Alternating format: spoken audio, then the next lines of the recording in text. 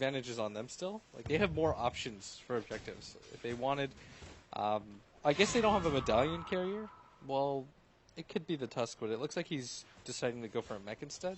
But if he had gone for medallion, the option would have been available for them to go for the Roshan.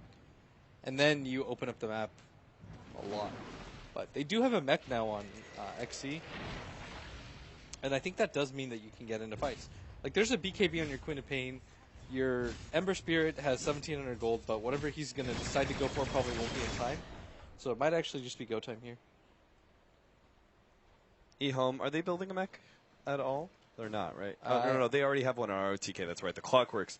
This is not very common in China, but is seen a decent amount more than ever in the Western scene, which is mech Clockwork. Blade Mail is really popular for us, but Blade Mail wouldn't do too much, I think, against the deck's lineup. Especially if you see that Queen of Pain have a BKB, and the Ember Spirit isn't trapped in with you at all, so he can just avoid hitting you. The really hard part about Clockwork mech is that the mana cost increase to 225 just kills it his is half your pull. You would need a stick charge. You need Magic Wand charges for sure. Yeah, you really do. But it also means that you have to go regular boots on Clockwork, which I feel is very inefficient mana-wise, because tread switching, I think, is the most important aspect of Clockwork in the early game when it comes to saving its mana. So he has to go regular boots because he's going to go Arcanes later.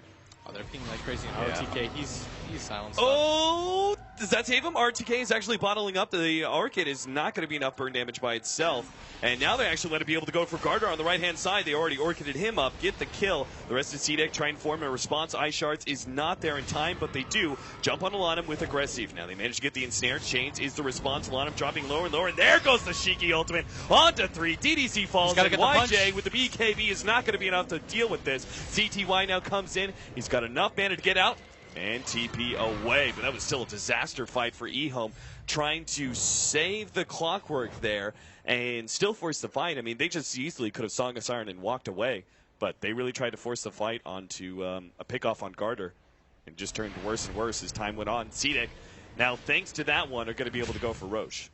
CTY actually could have almost killed Aggressive, but Aggressive, it was just, he Slide of Fists, and while he sees the Storm balling in from max distance away, gets his Fire Remnant off, and just fantastic fight by C-Deck. I think you were completely right in your assessment. eHome should have disengaged as soon as they saw what C-Deck had. Like, they had a BKB on the Queen of Pain. They were on the Hill of Death, too. This is the Queen of Pain ultimate Hill of Death. Yeah. Like, you never want to fight in that small coned area. They still have a rather large Ancient stack that the Gyrocopter has yet to take. BKB is coming up for our Storm Spirit. The one survivor of that team fight is going to be able to have some item progression. BKB already complete for the Gyrocopter, though this also slows down his farm progression, right? When he goes for an early BKB like this. Relatively early, I guess. I think it's still necessary, though. Yeah. As weird as it sounds, your team's in a position where if you get a BKB, your late game isn't as great, but if you don't, you get bursted down by pretty much everything. Like, one Earthshaker Fissure into Lina Ultimate takes him down to about 1/3 of his HP. Yeah. And then you just get Queen of Pain ulted every single time after that. So, yeah, he doesn't decide to go for the Manta. He goes for a BKB. I like that. As I was saying, I don't think the Manta is going to do much for him, right? You've got so many counters on the side of eHome for him. They've got an Orchid. You can just wait, right? And even if you initiate in, there's not a whole lot that the Ember can do to survive. So I think going for this was the better choice. On the flip side, CTY, in a rare occurrence, has decided to go for BKB after the Orchid. So eHome are definitely more committed to the mid-game than C-Deck are.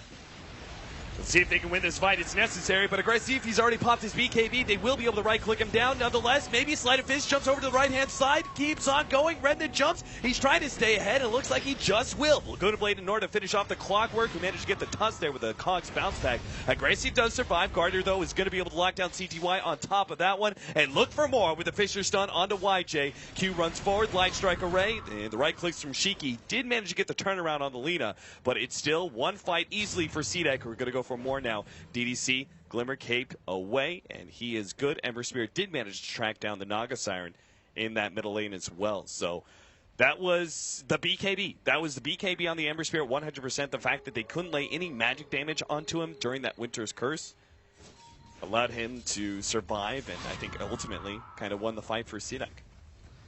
did so much work in that fight. He managed to chase down the Naga at the same time, so he gets himself a solo kill, and he doesn't allow them any potential for, you know, the sleep getaway. And at the same time, he had like 400 HP after the Winter's Curse. Maybe less than that, actually. I'm exaggerating. Oh, yeah, I think 200. And he just Fire Remnant, Fire Remnant, Fire Remnant, buys himself time with Sleight of Fist, and manages to get out of there. And it almost felt like eHome were distracted, because they had a time where they could have just all in and killed them, and maybe then the fight goes a different way, where you still have the Naga sleep to disengage and you can play the numbers game, but as it went, he chased out the Naga completely by himself with almost no HP and manages to get out and win that fight. Shiki is just so farmed now. And after that, Garter now has a Blink Dagger, pretty much. Our Tusk can go for... He can go back for the Medallion if he thinks... Yeah, I think that would probably still be a great item pickup. Yeah, I think so. It's better than nothing at this point. Yeah. If you're not certain what to get, your team is really bad at roaching. The other item would be Blink Dagger to save his Ember Spirit during... Like, there is snowball plays that you can do. You can't blink and snowball the person that's Winter's Cursed, obviously, but you can snowball through that area and grab the person that's Winter's Cursed. Yeah, I would really like if at least one of them got a Medallion, though. And Yeah. it's not going to be the Earthshaker. And it's probably not going to be the Lina. She's got a Yule Scepter. So Maybe she decides to go for it now, but Storm at bottom, they want to pop a BKB charge. Yeah, I think he even missed the combo. yeah, he did. He 100% did. That was way too early, but CTY popped it anyway, just in case. I think CTY should have waited on the BKB in that case. Because even if they come in with the Queen of Pain Orchid, then at that point you can commit. But if she misses, you can actually just get out of there. There's actually a cool combination, did I tell you? If you Orchid on the way down of your Yules onto the Lina, she can't follow you up with any spells. Like, if her timing is good, she'll get the stun off, but nothing else. Does that make sense? Yeah. So you just counter Orchid. Yeah. A lot of people, there was an era where Storms were complaining about how Lina's combo was broken. You know, they get one shot. Yeah.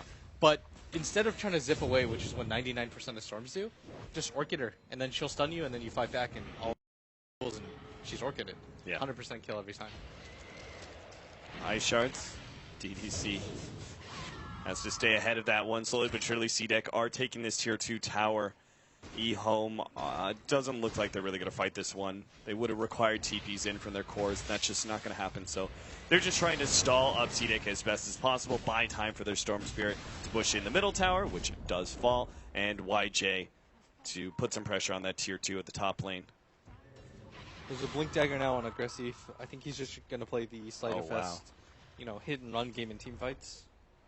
But at top, they look like they want to make an attempt for Shiki. Sonic Wave actually goes out. They get the call down. On top of that, the burst damage is just too much. They overwhelm the Queen of Pain's HP pool. And now YJ playing a very safe route here. Pops the BKB with the TP out. Yeah, that was incredibly safe, but I think the Lina might have actually been able to get in vision. And if she gets the Yule Scepter off, there's a Blink Dagger on the Earthshaker. So it's probably not worth it to even chance that, but a lot of BKB charges being committed lately by the heroes of eHome. It's 7 seconds left for the Gyrocopter, 8 for the Storm Spirit. The Queen of Pain is still at 8 similarly, and that is something that you should worry about. Like, BKB time errors matter so much, especially once you dip below the 7-second mark. Like, 6 and 5 second BKBs don't really feel like they make a game-changing performance. So you almost have to commit the first 1 or 2 seconds just getting in position and making sure you're not dead. Right. YJ's going to start going for the Butterfly. Still, though, do you agree with Butterfly in this instance? I'm just not sure if there's enough direct right-click. I think it's okay. It's good against the Ember Spirit, but what else are you really going to buy? I guess an MKB would be okay, but I think that Butterfly is better in this scenario, because you know that nobody on C-Deck will build a Butterfly. Yeah. Which probably doesn't matter too much. And it's hard for anybody on C-Deck to build an MKB at the same time. Like, if you're aggressive, you want to be building, what, Daedalus? If you're the Queen of Pain, getting something like Assault Crust is pretty necessary in games like this. So you just start making that, start going for the late game on the Queen of Pain and trying to perform that secondary carry position. Yeah, if you notice right now, she's grabbing the plate mail on herself. This is a really common build that we see lately. Especially when you have an Orchid, then you're actually a physical damage dealing monster.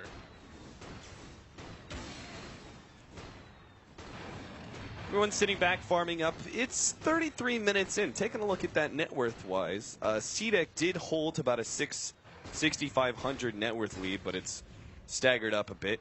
Now only about 3K lead, 5,000 experience as well. That was really the tower and the pickoff on the Queen of Pain, right? Yeah, they're willing. Both teams are so willing to play passive right now because eHome has the sense that they're not that far behind.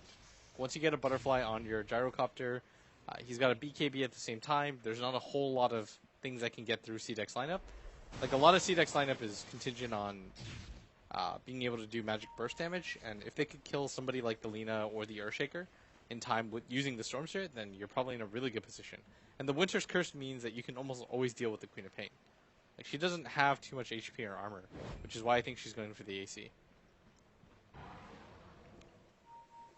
5-man smoke up here. They found a double damage for aggressive, but they're going to try and go for Roshan. The rocket flare is about to fade, so during this very small period of this very small window, they may actually take Roshan before eHome can rotate over. But secondary rocket immediately following up the first, and CDEC are going to be forced back.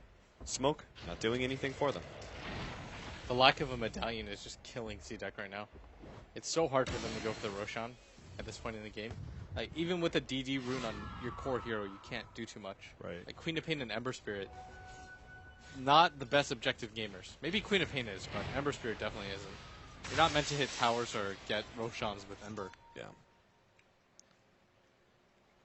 Let's see this Naga Siren. They already have the mech picked up. What is the item then here?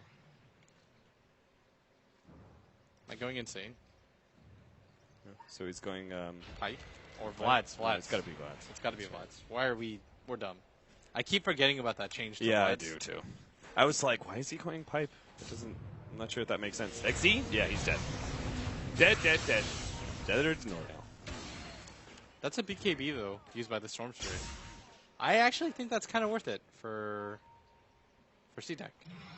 5-second BKB Storm sucks.